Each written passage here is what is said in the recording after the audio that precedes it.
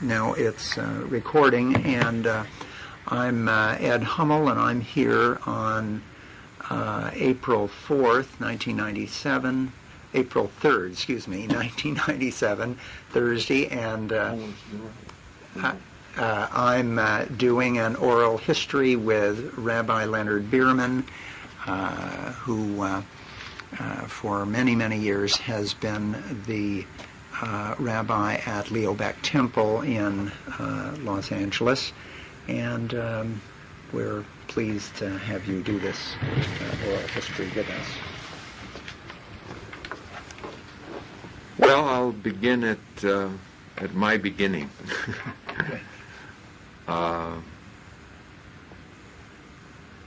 Someone else's hands brought me into the world. In Altoona, Pennsylvania, a town of approximately 60,000 people in central Pennsylvania. My mother had been born in New York City in 1894. My father was born in Lithuania, in an area of Lithuania called Kovna. And at the age of 3, he was brought to the United States and to Johnstown, Pennsylvania, which was a town of approximately the same size, some 40 miles removed from Altoona. My parents married in February of 1920, and I was born a year and a few months later. The first 6 years of my life were spent in Altoona. My father was a salesman. He and his cousin, Harry Beerman, my father's name was Paul Beerman, were in the notions business. And I said that, I've often said that was to become my occupation as well throughout my life. I dealt in notions. But they dealt not with ideas, but with products that came from remote parts of the world, very exotic things from Japan and China. And on July 4th, they moved outside the city limits and sold fireworks as well. At the age of 6, after a few months in religious school in Altoona, my father took a position as the manager of a small department store in Owasso, Michigan. Owasso, Michigan is located about 80 miles northwest of Detroit and was a city of 14,000 people, very small. And in it there lived approximately 7 Jewish families. And we lived there for 10 years. It was there that I think the most formative years of my life took place. Growing up in a small town which had a very embracing atmosphere and gave one a clearer sense of one's identity, I think, than the large city. But a town in which there was, for a Jewish boy at least growing up, a considerable amount of anti-Semitism.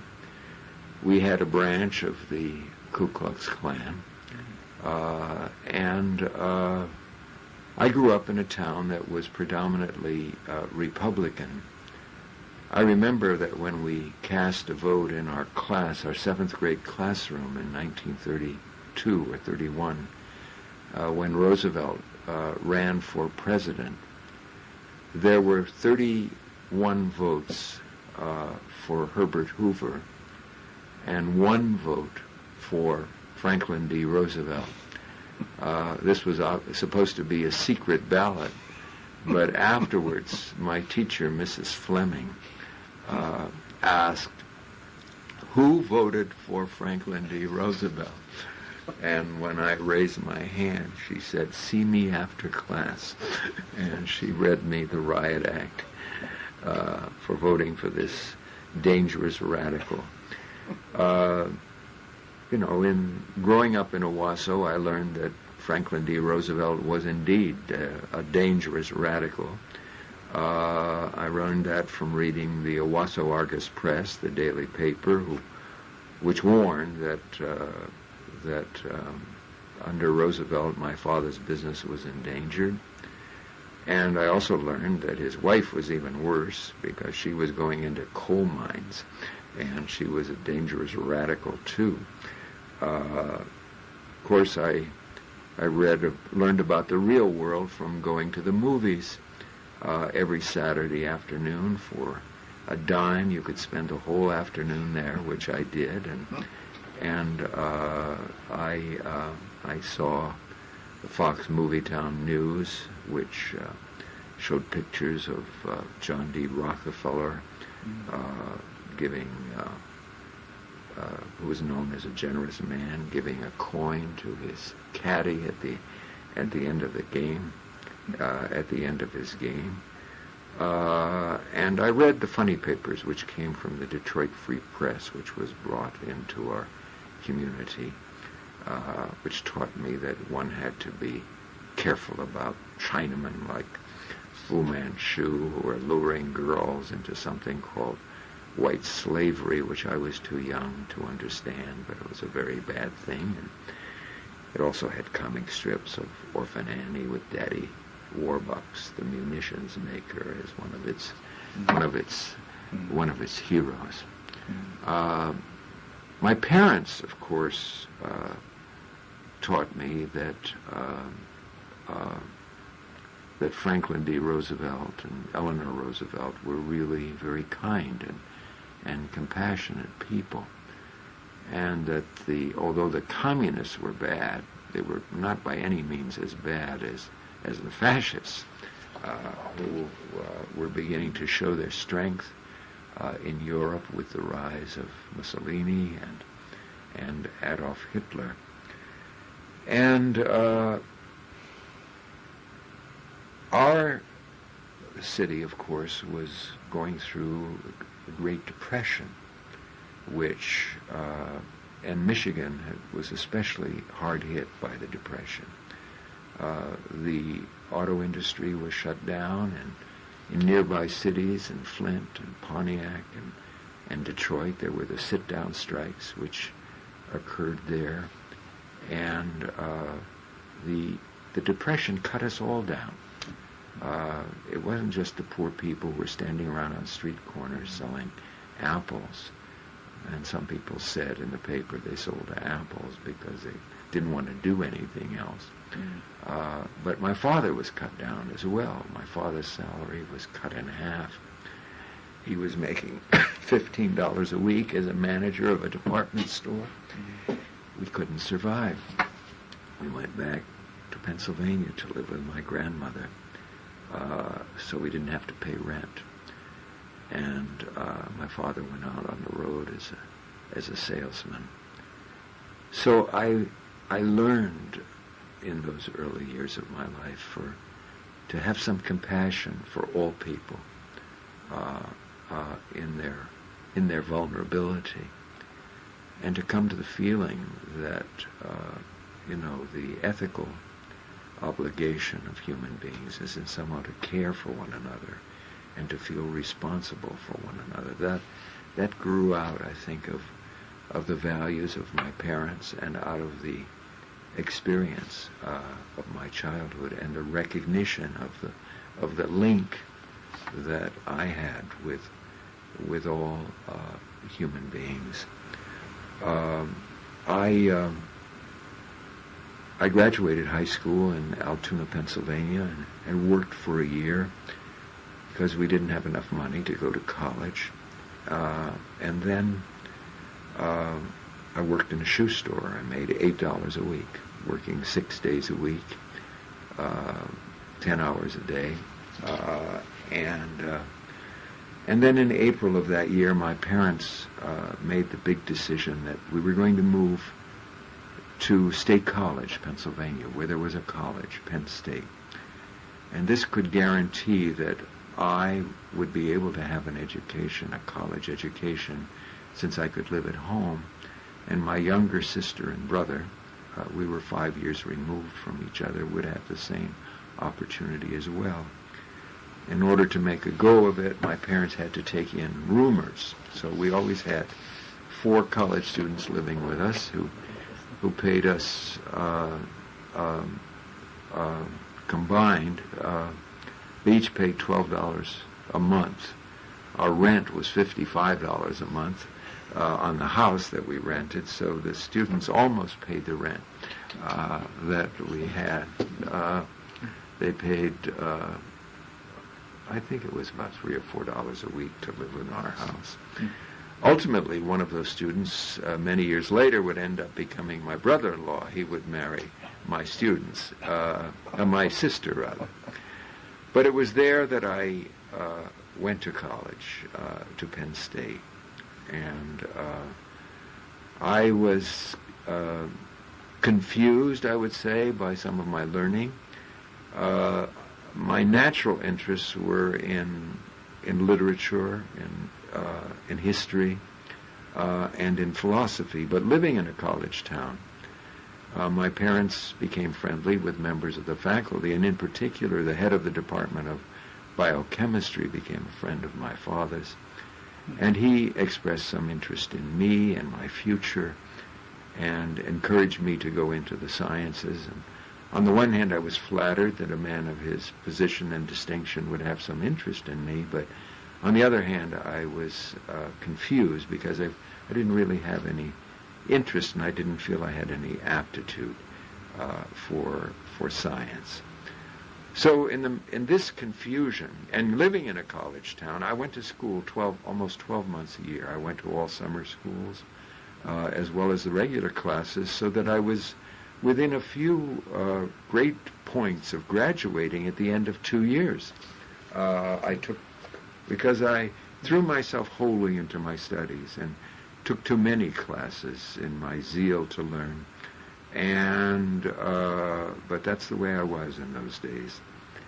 And confused about the direction I would take, I went to the psychology department of the college and had a workup done on my aptitudes and interests, and a psychological inventory taken by and the head of the department of that time is a man who had developed a personal inventory test. And sure enough, the studies that were done on me showed that my aptitudes led me toward history, philosophy, or psychology, and that I should probably be aiming for college teaching. When I had this final interview with the head of the Department of Psychology, he said that I showed all of these aptitudes, but that for a Jew, we're now talking about the year 1942, 1941, the spring of 41, that for a Jew, I can still hear him saying, you have to be a genius to get a position on a college faculty, and whereas you're bright, you are not a genius, so that that will pose a problem for you. So I was very disheartened by the results of this test. So I decided that I was going to leave home, and that I was going to, what I said in those days, bum around the country. I had some premonition that war was coming to us. Of course, the war was going on in Europe against the Nazis, and that I would be caught up in the war, and that something would happen to me, and this would be my last chance to see the country. And furthermore, I insisted that the only way to see the country and really experience it was to see it and experience it without money. That if I were a tourist and had money at my disposal, that I wouldn't really be able to enter the experience of the country fully. Well, my father argued with me and finally convinced me that I should take at least $5 with me. And so I set off in May of 1941 with $5, and I guess I had seen a movie which showed that People kept money at the bottom of their shoe to protect it. And I placed the $5 in the bottom of my shoe. And I began hitchhiking. And I remember I broke and I was offering to work for food. I had heard that that's the way you could get food. You offer to work, to wash dishes in restaurants and things of that kind. I never got a job washing dishes in a restaurant, but I was able to get day-old baked goods, and I was able to get fruit that was being thrown out of grocery stores for being overly ripe, and that's the way I subsisted. I actually had to break the $5 bill crossing the Ohio River from Cincinnati to Covington, Kentucky. It was a footbridge, and they charged 2 cents at the end of the walk to have crossed the bridge. And I can still see myself sitting down and taking off my shoe and giving the man the $5 bill, thinking maybe he wouldn't make me do that, but he did, and I ended up with change of $4.98. Anyway, I traveled in many places, but I felt myself ultimately drawn back to Michigan, which I had left. I had been forced to leave, I failed to mention, at the end of my junior year. And I can remember in 1937 going to the bank with my father and taking out the $82 that I had in the savings account and giving it to my father because he needed the money to keep our family going.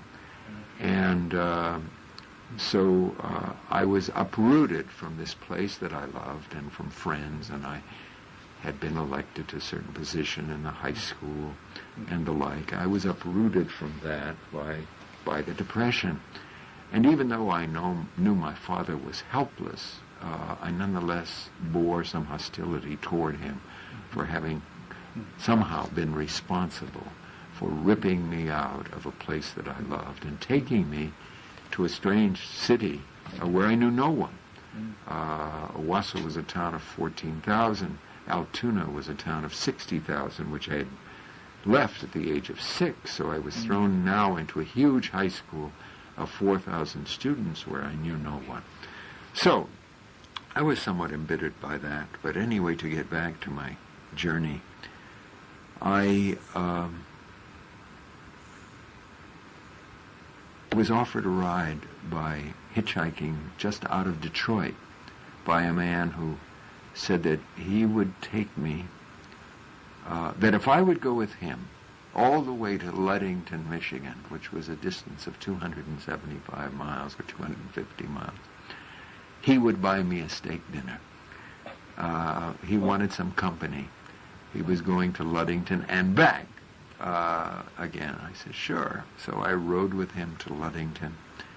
And then on the way back, we passed Flint, Michigan, on the outskirts of Flint. And there was a factory that had a big sign that said employment opportunities. And I got out, and I got in line at the AC spark plug factory on the Dixie Highway, I think it was. And I got a job in the AC spark plug factory, which at that time had been converted into making 50 caliber machine guns for the United States Army. It was weapons that would be either sent to England as part of the Lend-Lease program of that time, or to be used for the building up of U.S. armaments. Since although our country was officially opposed to engagement in the war that was raging in Europe, Roosevelt, I would learn later, was at work trying to build up the United States, the military capacity of the United States. I worked on the final assembly line in the factory through the summer and fall of that year, lived at the YMCA, and the factory was working at such a pace that we were actually working 7 days a week, 12 hours a day. I was getting overtime pay every day, and on On the seventh day, I was getting double time, and I thought it was just terrific because I was sending all this money home to be saved. Of course, I was making $75 a week in those days, and I became a part of the Union of Automobile Workers. I was working in a factory of at least 5,000 people, and I learned that I was the only Jew that I ever met. There may have been others, but I never met them, certainly not on my shift. And I ran into a great deal of anti-Semitism, a very virulent kind that often got me into fist fights. And I hadn't realized that the factory was just 50 miles away from Royal Oak, Michigan. Royal Oak was the seat of Father Charles Coughlin, who was a very fiery and dynamic preacher, a Catholic priest of strong proto-fascist ideas, and sympathetic to the Nazis, and not too friendly toward the Jews. Of course, Royal Oak was not far from Dearborn, Michigan, where there was another famous anti-Semite by the name of Henry Ford, who had been helpful in distributing the protocols of the Elders of Zion, a kind of historic canard against the Jewish people. Anyway, this experience of anti-Semitism was sort of stunning to me, astonishing, and it led me to begin to go to the public library with the little free time I had, because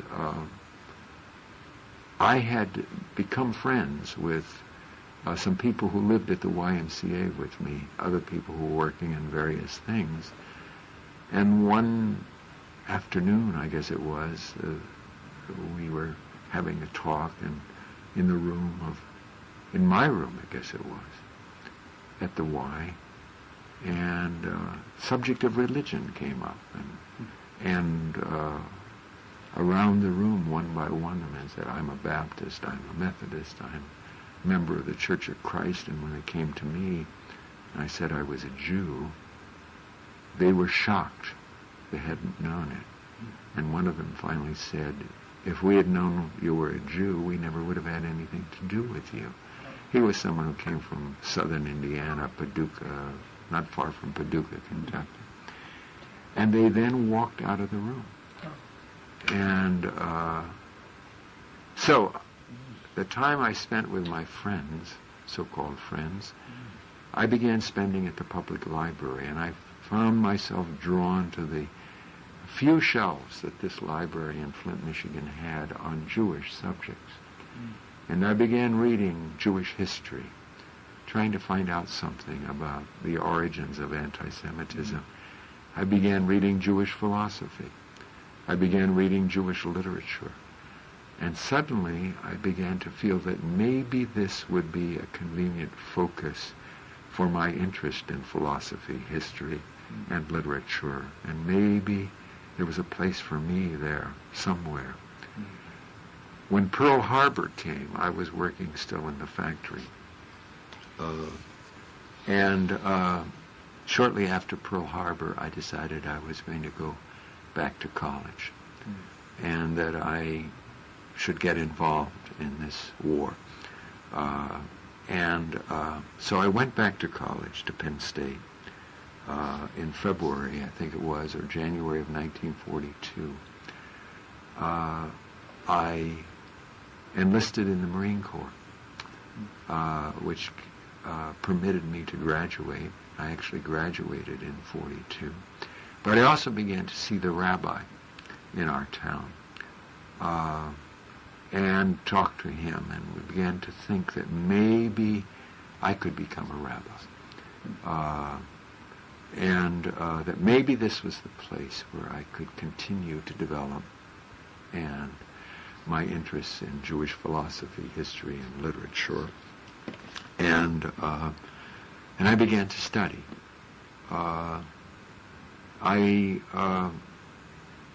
Upon college graduation, I served briefly in the Marine Corps. I think it was about a total of a year. I never got out of this country. And I when I left the Marine Corps, I was given the option of, I was in officers candidate school. Actually failed officers candidate school. I had trouble getting over the hurdles and all of that sort of thing. I was not particularly athletic person. I did very well on everything else. I learned how to shoot a rifle and how to take weapons apart and do all of those things. I did quite well, but I wasn't good in the athletic dimensions of being a Marine. So I failed officers candidate school, but they gave me an option. I could either go into the Marine Corps as an officer, a non-commissioned officer, because of the training. I had been sent first to Paris Island and then to Quantico, Virginia for my training. Or I could get an honorable discharge. So I decided that I would try to get, I had heard that there was a special program in the Navy, in Navy intelligence, to learn Japanese that had been set up for those who had Phi Beta Kappas. And I had been a Phi Beta Kappa on mine. And I went to Washington, which was just 30-some miles from Quantico when I had been discharged, in the morning, and I learned that the program was closed. There were no longer any openings in it. And then I tried to get a position in the Air Force in Philadelphia in an office, and when that failed, I took the 6 o'clock train and went to Cincinnati, Ohio, where the Hebrew Union College, a rabbinic seminary for the training of Reform rabbis, was located. And I made application to enter the Hebrew Union College. And they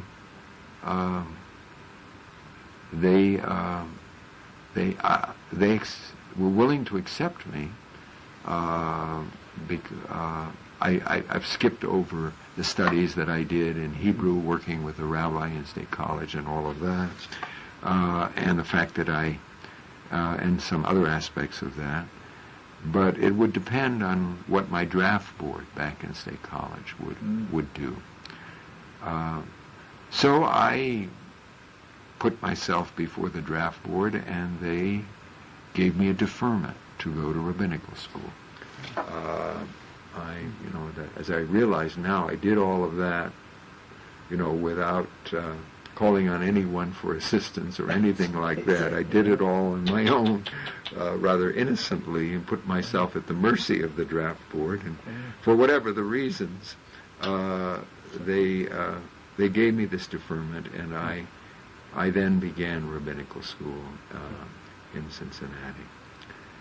The ideals, I guess, and the values that I found in my Jewish heritage were essentially rooted in the ethical concerns of my religious tradition, and which led me to recognize the sense of mutual accountability that we had for our fellow human beings, the recognition that we are all inherently creatures of dignity, and that we had a responsibility for one another.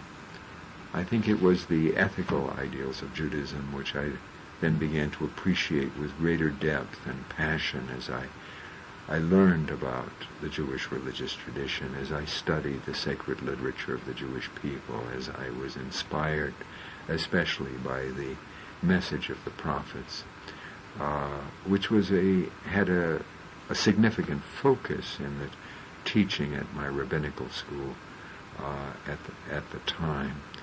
And as a student at the rabbinical school, I became even more radical than I had been in college in my thinking, because I knew something about the plight of the poor out of my own personal experience and out of being able to see what had happened to the people in the town in which I had grown up in Michigan, and the terrible injustices that rendered millions of people essentially useless in their own eyes and in the eyes of their fellow human beings, and I, came to the conviction that I couldn't rest unless I was doing something in my life that was helping to reduce, at least somewhat, the store of human suffering in the world. So in effect, that became my theme song, maybe my sermon as a rabbi. I was ordained, while I was a student at the Hebrew Union College, I took a year off to study in Jerusalem. I had money coming to me from the GI Bill of Rights. My military service, as brief as it was, provided me with this privilege. And I used to get $110 a month, and with $110, one could live comfortably in Jerusalem, as a student at least. So I attended the Hebrew University as a graduate student in the fall of 1947.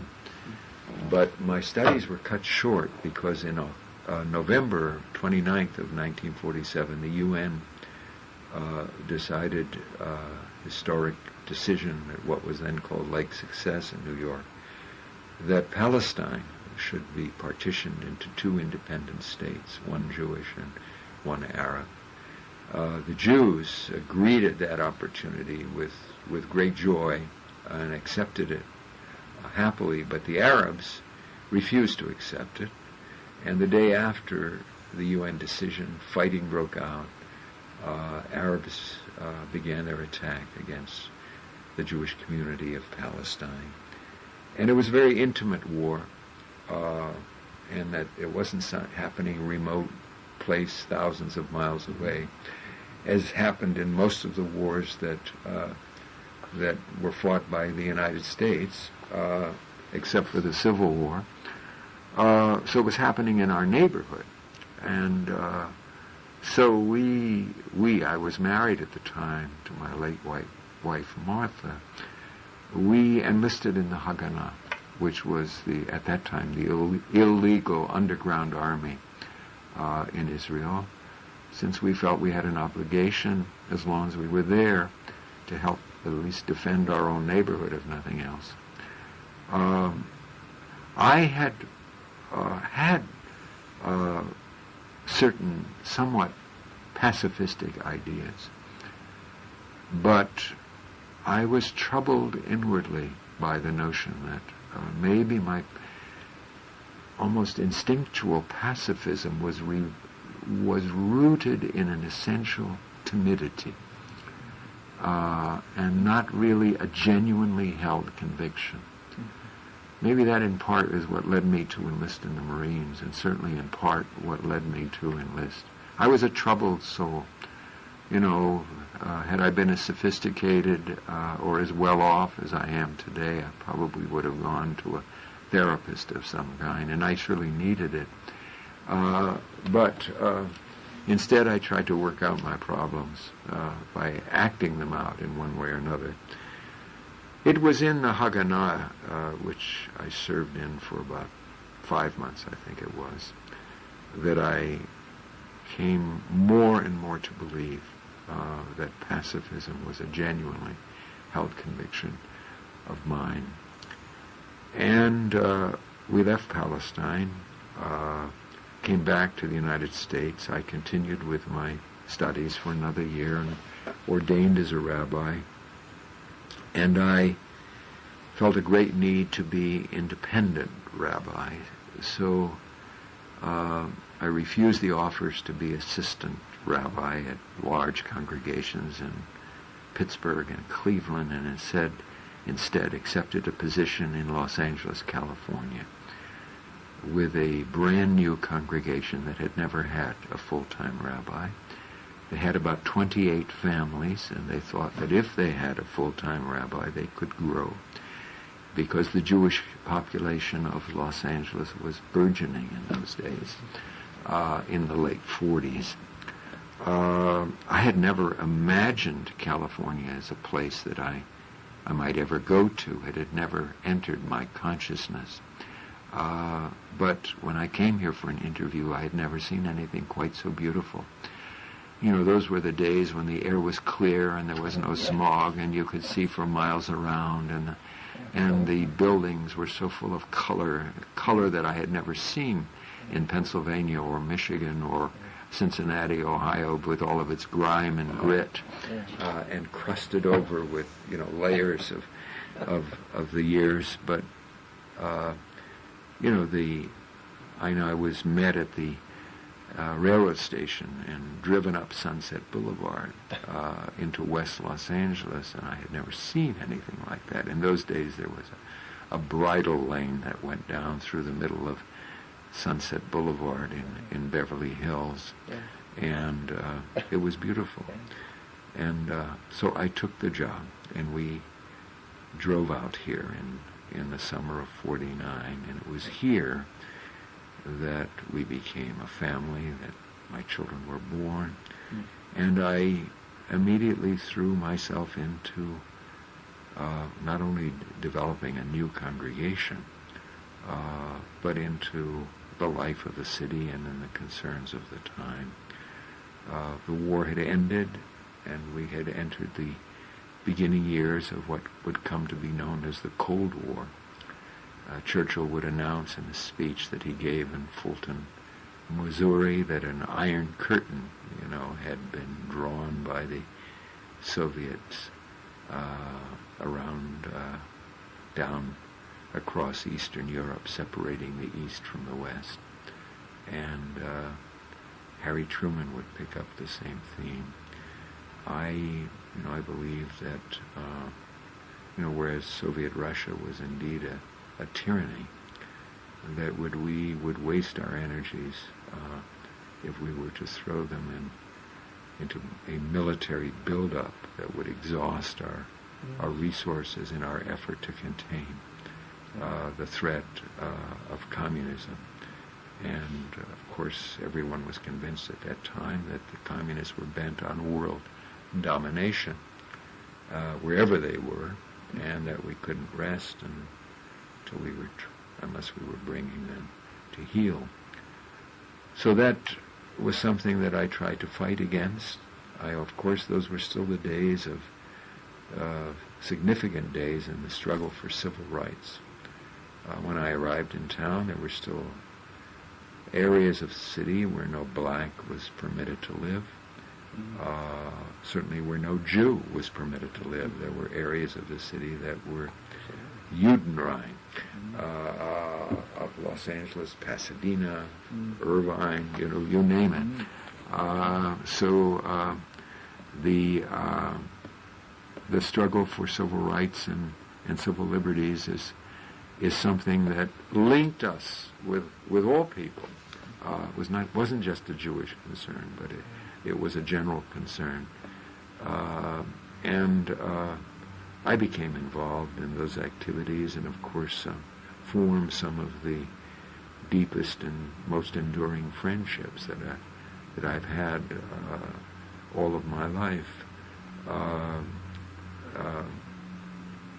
I think we did exhaust our energy as a nation in stalking the communist threat, so that some of the best minds couldn't be sure what the proper use of their talent and intelligence could be. And I think that we've been impoverished still by the enormous exhaustion of our monetary resources and permitting deep social cleavages to occur in our own country, and continuing the impoverishment of millions of human beings in the midst of a nation that is the most powerful and the richest in the world. So to me, it was a fundamental moral contradiction, and that I felt that as a rabbi and as a Jew, I had a special obligation to be addressing these issues.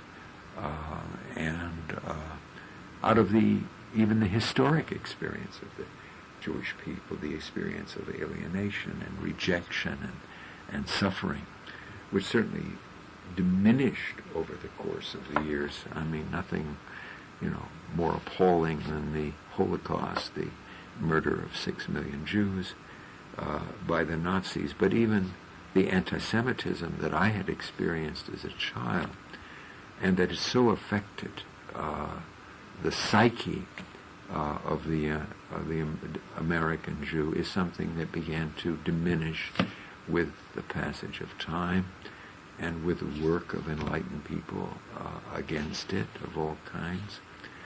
And so the Jews themselves began to occupy a more privileged position in our society. But somehow, and I think wonderfully, that although the characteristic pattern is that one rises on the economic ladder, one tends to become more conservative politically. And conservatives in general place much more emphasis on individual rights and individual liberties, and are not always as sensitive to the rights and disabilities of groups, particularly groups that are excluded from the comfort and privileges that some individuals have attained. In spite of that, Jews have continued to remain liberal, at least in their political attitude, sensitive to issues of minority rights and civil liberties and civil rights in general. The 60s, of course, sort of catapulted me into in Vietnam. In Vietnam, which had such a devastating effect on the country, is one that engaged me fully. I suppose I was one of those who was prematurely opposed to the war in Vietnam. But it was there that in the middle 60s that I remember going down near the University of Southern California to Exposition Park for a demonstration. And it was there was a young Episcopal priest who impressed me so much because of his voice. He had a touch of the South in his voice. And he had what I described as a very athletic way of speaking. His body moved as he spoke. It was a demonstration against the war in which a Navy officer brought in a black coffin and draped with an American flag and declared his opposition to the war and the fact that he was leaving the Navy. It was a kind of thing that I wouldn't ordinarily have wanted to be a part of. But it was there that I met George Regas for the first time. He was this young Episcopal priest, and still probably, in his early 30s at the time. And that's the beginning of a friendship that would bring us together, first as two members of the clergy who were linked in common cause in our opposition to the war. We would be sent on a trip to Paris, where we, by an organization we were affiliated with at the time, Clergy and Laity Opposed to the War in Vietnam, Clergy and Laity Concerned, it was called, CALC. They would send us to the Paris peace meetings, where the 6 delegations to those meetings who began their deliberations by having a big argument over the shape of the table they were going to sit at, which went on for weeks. And we met with all of these delegations, all of them, and including our own, and then went back to the State Department in Washington, and then came back here and reported on our findings and our conviction that, the United States had no place and that we were being lied to about what was really happening in Vietnam. What began as a friendship, a friendship rooted in a common cause, eventually spread to our families and ultimately brought our congregations together, and we began to do things together as congregations. Years later, our two congregations would link together and form a corporation to do some work in downtown, to buy some defunct, filthy hotels and remodel them and make them available to the homeless. And we were able to form a church temple corporation to do that kind of work. And we also, it was out of this friendship that we, with the help of our friend Harold Willens, a local businessman, and our friend Jane Olson of Pasadena, we devised the idea of establishing a center opposed to the war, or rather to reverse the arms race. And this was after the Vietnam War, because the new danger that we had become aware of even earlier was the threat of nuclear war, and the building up of armaments and the development of the capacity to kill each other thousands of times over, the other being, of course, the Soviets and ourselves. So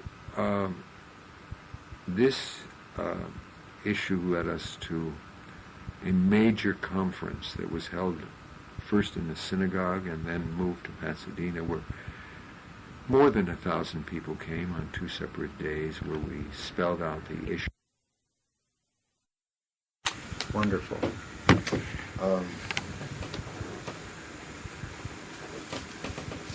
This conference on the arms race, and I should say, pay tribute to our friend of George Regas and myself, Harold Willens. Harold Willens had been very close to President Jimmy Carter and had been appointed to represent the United States at the UN conference on arms. And Carter had been very enthusiastic believer in the need for nuclear disarmament, and had promised Harold that he would attend this conference, the UN conference. But when the time came, Carter's views had changed, and rather than being willing to demonstrate his concern about the need for reduction in nuclear weapons, he did not attend the conference in 1978, which was held in New York. Willens was so disheartened by this that he began to think that politics and political officials, government itself, was not the means by which one could bring about a transformation in American thinking about the reliance on nuclear weapons for security. And although he himself was not a person identified with Jewish religion, he began to think that maybe it was the religious forces of the country that could be the instrument of peace in this sense, and the instrument of changing, creating what he called a paradigm shift in American thought about nuclear weapons. So it was he who brought this idea to us, and then we acted upon it, all of us, and we had this exciting, dramatic conference. And it was at a time when most people were not really thinking about the danger of the buildup of nuclear arsenals. But out of that conference, we decided to establish the Interfaith Center to reverse the arms race. That was a joint project of Leo Beck Temple and All Saints Episcopal Church in Pasadena, the church at which George was the rector. And that institution was to its influence, I think, radiated out into the general area of Southern California. And we developed the cooperation of many hundreds of people in different parts of Southern California and even beyond. And it served as a model for other endeavors in other parts of the country as well. And of course, it brought Leo Beck Temple and All Saints Episcopal Church even closer together. The members of those congregations closer together. All Saints in Pasadena became a kind of second home to me. And I felt so much at ease there and had so many friends there. And did me into the community of the very warm and loving community of All Saints Church. So our work in the Interfaith Center lasted for about 10 years, and then we, as the ostensible threat of nuclear war diminished, although the number of weapons continued to remain high, the ability to gain support for the institution also diminished, and we were forced to close our doors. But the work of the Interfaith Center brought George and me into work that took us all over the world, really, because we established contact with those who were concerned with the same issue in Europe, and so we had met with scientists and others in Russia itself and all of the European countries. I myself, I've skipped over this, to go backwards for a moment, to get back to the war in Vietnam, because I just remembered this important episode.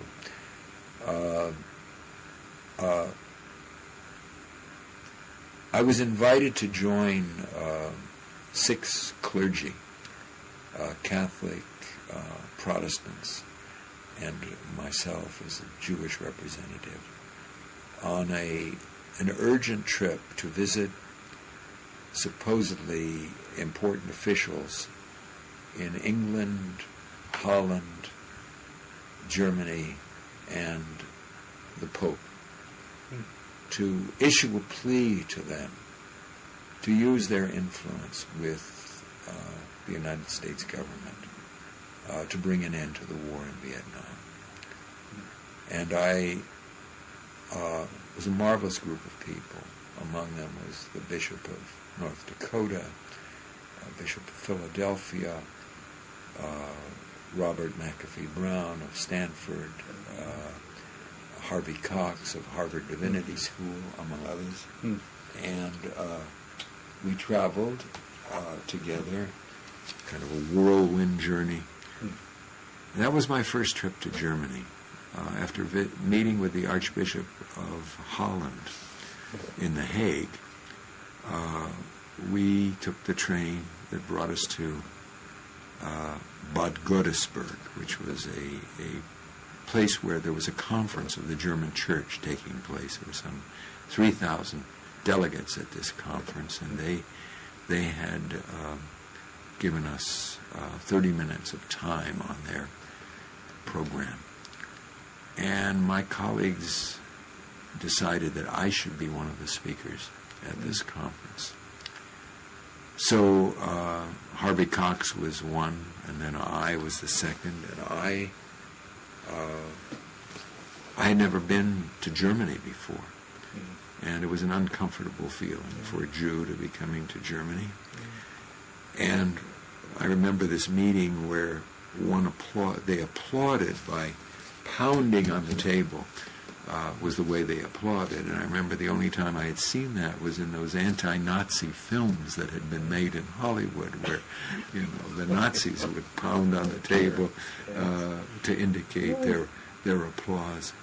But I was to speak to them, and my translator, I learned, since I was speaking in English, not German, would be Eberhard Bethke. He was the Protestant pastor who had received the letters of Dietrich Bonhoeffer, That's right. and who had presented them to the world. Bonhoeffer, of course, was the anti-Nazi pastor who went to his death because of his opposition to Hitler. So it was a very moving moment for me to have each of my words being translated into German. And it was a time for me to, in addressing these German clergy and laity, to speak of their obligation not to be silent about the war in Vietnam, as the German church had been silent once before. And I quoted from the words of Rabbi Leo Beck. Rabbi Leo Beck, after whom my congregation had been named, had been the leading rabbi of Berlin at the time that Hitler came to power. And he had once written an essay in which he spoke about what he called romantic religion. Romantic religion was a religion which focused primarily on the interior experience of the individual and less upon what was happening in the world about them. And it developed a great deal of piety. But he said that a spirit could be characterized not only by what it does, but no less by what it feels and by what it is able to observe with an assured and undisturbed conscience, sometimes permitting the worst outrages to occur in silence because they're concerned about the inner world of piety. And I try to prevail upon them to speak out, not be silent. They felt that because of what they had done in being silent, they had lost all moral credibility, and they had no right to speak to anyone else because of what their country had done under the Nazis. At any event, it was a very moving and moving moment and soulful moment for me to have had that experience. Anyway, now we're going back to the 80s and my work with George that took us to all parts of the world together. We traveled together and worked. And I think that so that friendship has been, one of the most significant things in my life, my friendship with George, and we've been together in moments of sorrow and triumph and near to each other at all times. In fact, when I finish talking to you, I'm going to be going over to meet with George for one of our regular meetings. Now, we are now both, of course, retired.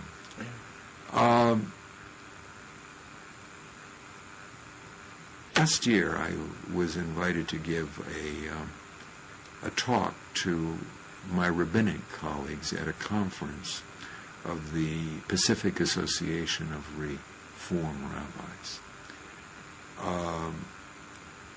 I was asked to talk on the subject, the meaning of success in the rabbinate. And strangely enough, it's a subject I'd never really given any thought to. And that certainly when I became a rabbi, we spent a great deal of time thinking about what it meant to be a rabbi, what it meant to be an authentic Jew, what the responsibilities of a Jew were, and it's something I gave a great deal of thought to, but I never thought about what it meant to be a success. And in addressing my colleagues then at this convention, I said, remembering it imperfectly now, a year and a half later, that to be a successful rabbi, you had to be a failure. that the function of the rabbi, the goal of the rabbi, was to become a brilliant failure. Because the dreams and the values that the rabbi affirms, first of all, to be a rabbi is to be engaged in a quest, not yet realized. It meant that we believed in a truth that was ever beyond our reach, that we would try to find it, but we would always stumble, and we would always get it imperfectly, and we would never really have it fully. So that was a kind of failure. But in addition to that, the values that the rabbi affirmed and that the tradition had given to him were daily being mutilated, and ignored and coarsened, so that the things that were most precious in our lives we would constantly see going down to defeat in the life about us. And yet, in spite of that, we felt that we had been called, that we had an obligation, that there was something exquisitely precious about this sense of mutual accountability that we felt for every human being, and the conviction that we could not rest until we were helping to better and beautify the experience of human life.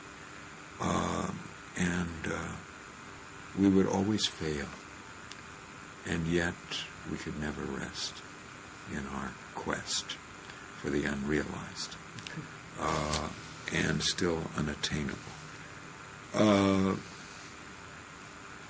This past week I've had a victory. And I'm not used to victories. Nice. Most of the causes that I've been associated with have not won, or if they have, it's... I have been involved, just to indicate one of the things in which I've been engaged in the last year in my retirement. I retired 10 years ago, approximately. In my retirement, I've been engaged in a number of things. I continue to be a rabbi. I do occasionally visit the sick and do some counseling and conduct a wedding or a funeral on rare occasions. And I serve on a number of boards. I serve on 2 boards that deal with the ethical issues of medicine. I'm on the bioethics committee of St. John's Hospital in Santa Monica.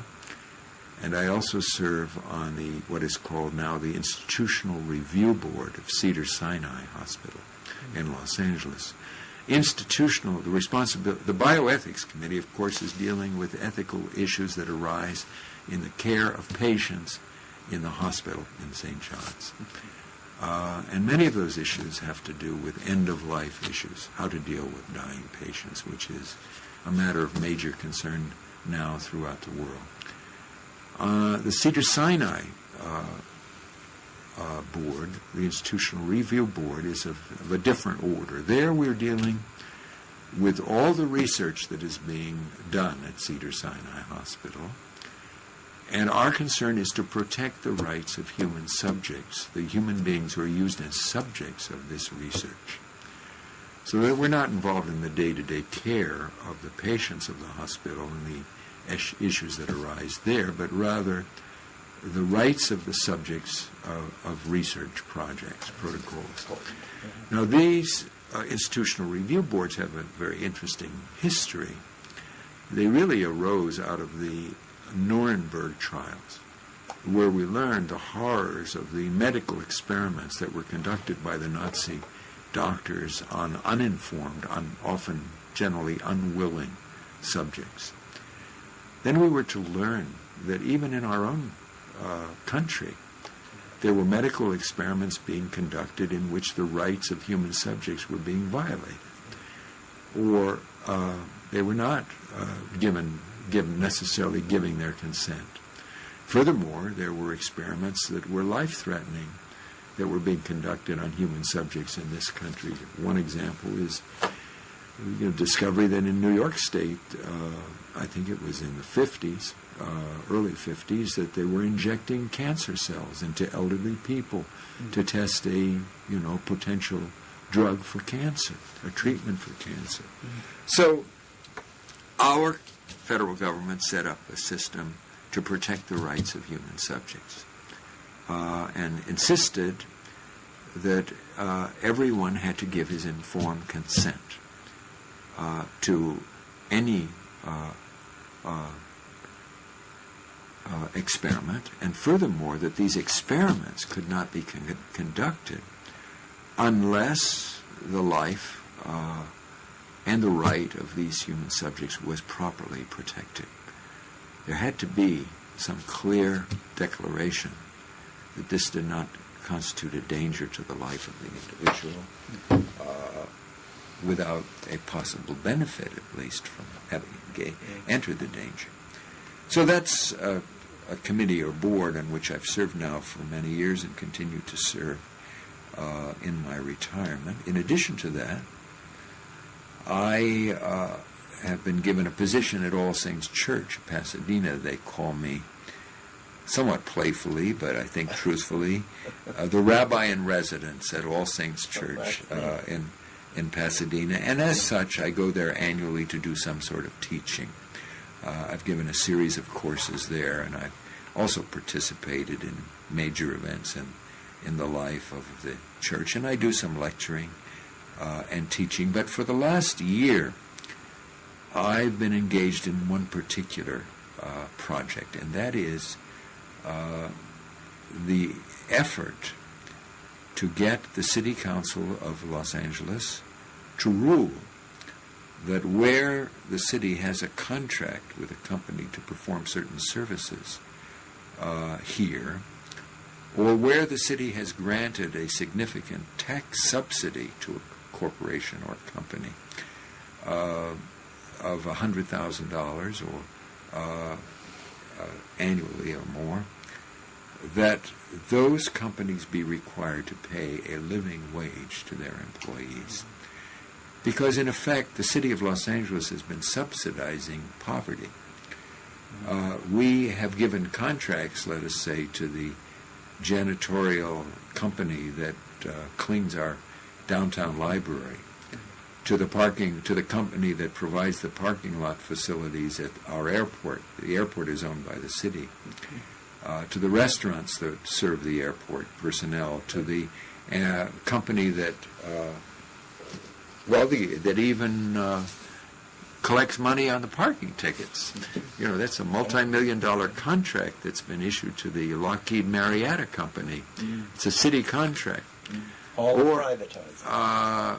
Well, it's privatizing, but nonetheless, these are contracts with the city. Sure. And many of these companies have been paying a minimum wage, which means a wage that no one can live on, but which means that when these people need services, medical care and so forth, they fall back on us again. Sure. So we give an advantage to the company to be able to do business here or through a tax subsidy, and then in addition, we support their employees with services they can't afford to pay for themselves. So here was an effort to pass what we called the Living Wage Ordinance. And it was an effort led largely by the labor unions, but also involved were the clergy, who came in more than a year ago, formed a group called CLUE, Clergy and Laity United for Economic Justice, and brought together some wonderful colleagues, and I've been involved in that as well. And just 2 days ago, after a long struggle and massive opposition from the mayor and the business community, who put up a lot of money to fight against this ordinance, because in their perception it posed a danger to business in the community, we passed the resolution over the mayor's veto, the city council did, that will provide a minimum of $7.50 an hour plus health benefits, or I think $8.50 an hour without any benefits, to the some 5,000 people who work under these contracts for them. I say I'm not used to victory, so that the sweet taste of that accomplishment and the recognition that it can radiate out into other communities as well, because it's very dramatic that we were able to accomplish this, and that what it demonstrated for me is that the moral conscience does have a place of honor at the City Council of Los Angeles, and that it's a great tribute to all those who worked to accomplish that. And furthermore, just a few days before the final vote, the LA Times had conducted a poll which showed that 70% of the people polled supported this ordinance in the city of Los Angeles, which shows it wasn't a wild idea or dream, and so that was exciting. Terrific. And that's wonderful. But one is still left with the abiding problems. The abiding problems are the ones I haven't even talked about, which have to do with, I guess one could say, the existence it's all about. Why are we here? That sense of the beauty in life and in every human being. And will we be able to die without being embarrassed about the way we've lived our lives?